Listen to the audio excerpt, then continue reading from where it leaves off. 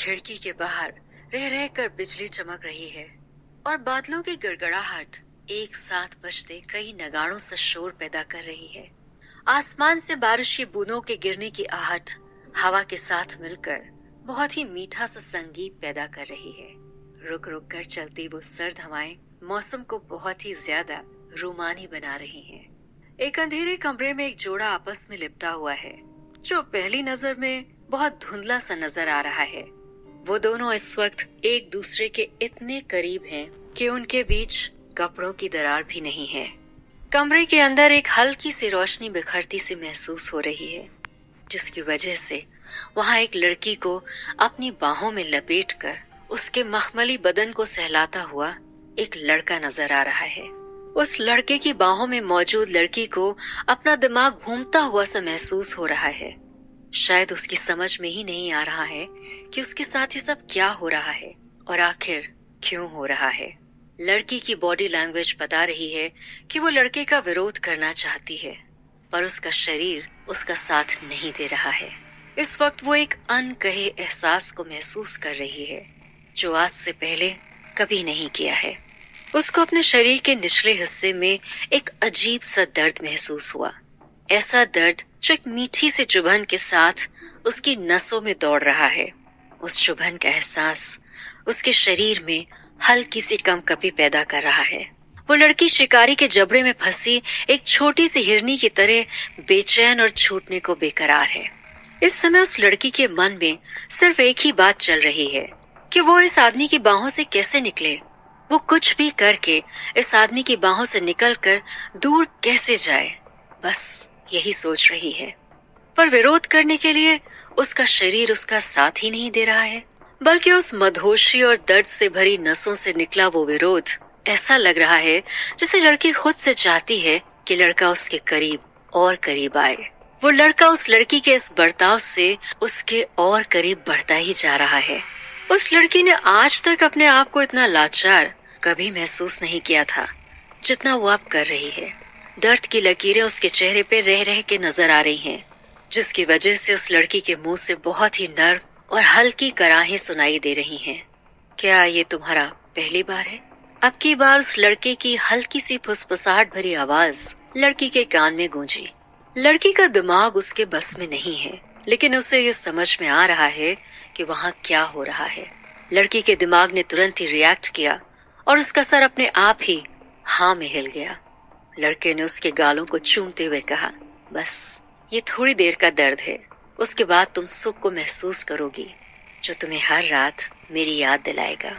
बस अभी मेरा साथ दो। ये सुनते ही उस लड़की का कलेजा धक से रह गया। उसकी दर्द भरी सुस्कारियां जल्द ही सुख भरी सुस्कारियों में बदल गईं। लड़की को अच्छे से समझ में आ गया कि वो लड़का उसके साथ क्या करने की कोशिश कर रहा है। धीरे धीरे लड़के के हाथ उस लड़की के शरीर पर ऐसे फिसलने लगे जैसे मक्खन की टिकिया गरम तवे पर फिसलती है। उस लड़की की मदहोशी भी बढ़ती जा रही है, लेकिन शायद ये एक अलग ही तरह का सुरूर है जो उस पे चढ़ रहा है। थोड़ी ही देर बाद वो दोनों दो जिस्म और एक जान हो चुके हैं। दोनों अपनी सारी हदें पार कर चुके हैं। अंधेरे की वजह से वहां कुछ नजर नहीं आ रहा है। लड़की ने अपनी उनींदी आंखों को हल्का सा खोला। उसे कुछ भी अच्छे से दिखाई नहीं दिया। अगले ही पल लड़की ने हैरानी और घबराहट से अपनी आंखें मसली और दोबारा से देखने की कोशिश की। अभी भी कुछ साफ साफ नजर नहीं आ रहा है। लड़की ने उठने की कोशिश की तो उसे अपनी कमर पर कुछ भारीपन सा महसूस हुआ। अपने हाथों को टटोलते हुए वो कमर तक पहुंची तो उसे एक हाथ अपनी कमर पर लिपटा हुआ महसूस हुआ। पलक झपकते ही रात का सारा वाकया उसकी आंखों के सामने से रील की तरह गुजर गया। ये क्या हो गया? अचानक लड़की के दिमाग से एक भयानक आवाज आई। घबराहट की वजह से उसका चेहरा सफेद पड़ गया और दिल ने एक पल के लिए धड़कने से इनकार कर दिया। इस वक्त उसे बस इतना याद आ रहा है कि पिछली रात वो अपनी बहन नेहा को लेने के लिए क्लब आई थी। वहीं पर उसे किसी ने एक ड्रिंक ऑफर किया था, जो नेहा के कारण वो ठुकरा नहीं पाई। किसने ऑफर किया था वो ड्रिंक? उस बात पर तो उसका ध्यान ही नहीं गया था। ड्रिंक को पीते ही अगले ही मिनट में उसका दिमाग घूमता हुआ लगा। उसे एहसास हो गया कि उसे जानबूझकर कोई नशीली चीज पिला दी गई थी, पर अब कुछ भी करने या समझने के लिए देर हो चुकी थी। नेहा के अचानक बुलाने की वजह से वो ऐसी ही दौड़ती हुई क्लब आ गई थी। आखिर नेहा उसकी यानी कियारा गौतम की जान थी। ऐसे में घबराहट, चिंता और बेचैनी की वजह से उसका गला सूख रहा था। जब कियारा ने नेहा को सही सलामत पार्टी एंजॉय करते देखा तो उसकी अटकी सांसें सुधरनी शुरू हुई। तो किसी ने एक ग्लास उसके आगे बढ़ाया और उसने बिना कुछ सोचे समझे उसे पी लिया। एक छोटी सी गलती का नतीजा अब उसके सामने है। उसने इतने समय तक अपने आप को बाहर की दुनिया और लोगों से अपने जिस्म को अपने ड्रीम मैन के लिए बचाया हुआ था। वो सारी मेहनत उसकी एक लापरवाही की वजह से मिट्टी में मिल गई। और सबसे बड़ी बात तो ये है कि उसने जिसके हाथों से अपनी वर्जिनिटी यानी कि उसका कुंवारापन खोया, वो तो उसे जानती तक नहीं, ना ही कभी उसे देखा है और ना ही कभी उससे मिली थी। उस आदमी की मौजूदगी को अपने बगल में महसूस करते ही कियारा ने उसकी तरफ देखने के लिए अपना सर घुमाया, लेकिन उसका चेहरा नहीं देख पाई। एक तो अंधेरा, दूसरा उसकी पीठ कियारा की तरफ है। उस लड़के ने अपनी अपर बॉडी पे कुछ भी नहीं पहना हुआ है, बस उसकी पीठ पर एक हल्का सा टैटू बना हुआ नजर आ रहा है। कियारा का मन जोर जोर से रोने का करने लगा, लेकिन उसके अंदर इतनी हिम्मत नहीं बची कि वो खुलकर रो भी सके। उसके साथ जो हुआ था उसके कारण कियारा चीख चीख कर रोना चाहती है, चिल्लाना चाहती है ताकि अपने दर्द को बाहर निकाल सके। वो कुछ भी करके उसी वक्त में वापस जाना चाहती है जब उसने क्लब में पैर रखा था, पर इस सब के लिए अब बहुत देर हो चुकी है। जो कुछ भी उसके साथ हुआ उसे अब कुछ भी करके बदला नहीं जा सकता है। तभी उस लड़के के शरीर में थोड़ी सी हलचल महसूस हुई, जिसकी वजह से कियारा बहुत डर गई और झट से बिस्तर से उठकर जमीन पर पड़े अपने कपड़े उठाए और जल्दी जल्दी उन्हें पहनने लगी। कपड़े पहनते ही कियारा ने बाहर जाने के लिए दरवाजा ढूंढा।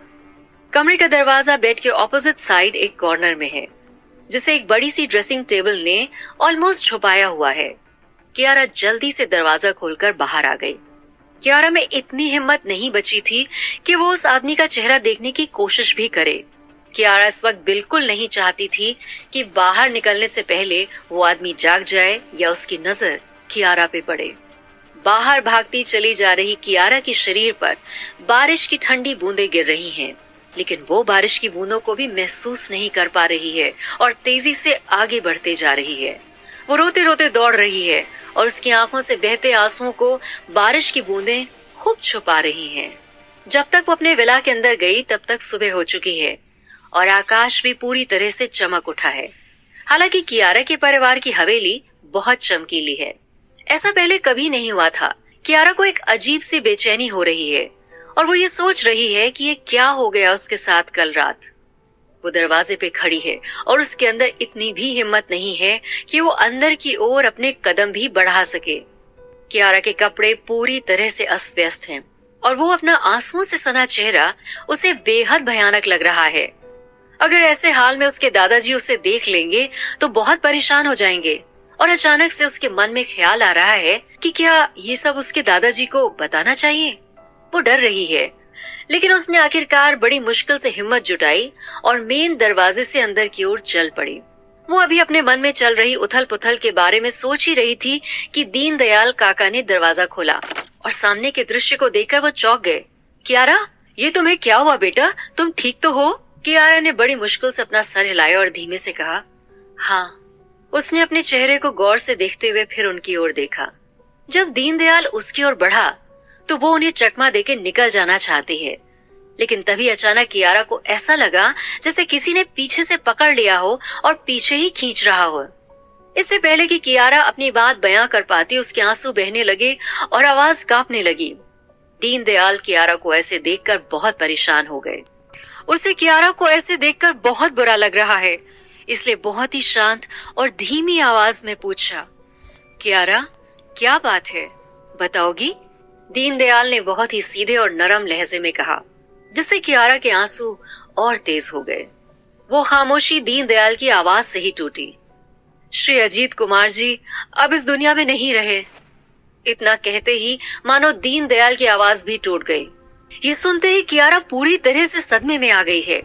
दीनदयाल की बात सुनते ही कियारा ने अपने पैरों को इतना कमजोर महसूस किया कि वो अगले ही पल लड़खड़ाकर जमीन पर गिर गई। कियारा के दिमाग ने काम करना बंद कर दिया, लेकिन वो अपने आप को सहेजते हुए बड़े अविश्वास के साथ, बड़ी हिम्मत के साथ बोली, ऐसा कैसे हो सकता है? दादाजी मुझे छोड़ के कैसे जा सकते हैं? अजीत कुमार जी यानी कियारा के दादाजी की तबीयत पिछले 6 महीने से ठीक नहीं चल रही थी। कुछ दिन पहले ही उनके हार्ट की सर्जरी हुई थी और डॉक्टर ने कहा था कि कुछ समय बीतने के बाद वो ठीक हो जाएंगे। पर वो उस अवस्था को पहले ही पार कर चुके थे और पिछले कुछ दिनों से उनकी हालत में भी सुधार आ रहा था। ऐसा लग रहा था कि मानो वो अगले 8 से 10 साल आसानी से जीवित रह सकेंगे। फिर अचानक से उनकी मौत कैसे हो गई? अचानक ऐसा क्या हुआ? दीनदयाल ने कियारा को ऐसे ढहते देखा और वो उसे ऐसे हाल में नहीं देख पाया और धीमे से उसकी पीठ थपथपाई और उदासी भरे शब्दों में कहा, कियारा, लोग मरने के बाद जीवन में वापस नहीं आते, थोड़ी हिम्मत रखो। नहीं, ऐसा नहीं हो सकता, दादाजी मुझे छोड़कर नहीं जा सकते। कहते हुए कियारा जोर से रोने लगी और उसने दीनदयाल का हाथ दूर ढकेल दिया और पूरी ताकत के साथ वो ऊपर की ओर भागी। जब वो ऊपर पहुंची तो उसने देखा कि तीसरी मंजिल पर बने गलियारे में लोगों की भीड़ लगी हुई है। भीड़ में लड़कियों ने उसे सबसे पहले देखा। अपने दादा की लाडली पोती को आता देख उन्होंने अपने सामने से उसे रास्ता दिया और सहानुभूति से उनकी आंखें भर गई। कियारा लड़खड़ाते हुए कदमों के साथ दादाजी के कमरे की ओर बढ़ी। उसके नाजुक कदम पहले ही चोटिल अवस्था में है और उनसे खून भी बह रहा है, फिर भी उसे इस दर्द का कोई एहसास नहीं है। उसकी आत्मा, उसकी चेतना ने उसके शरीर का साथ छोड़ दिया है। हर एक कदम के साथ वो अपने आप को बेजान महसूस कर रही है और उसका पूरा शरीर उसे महसूस ही नहीं हो रहा है। आगे क्या होने वाला है कियारा के साथ?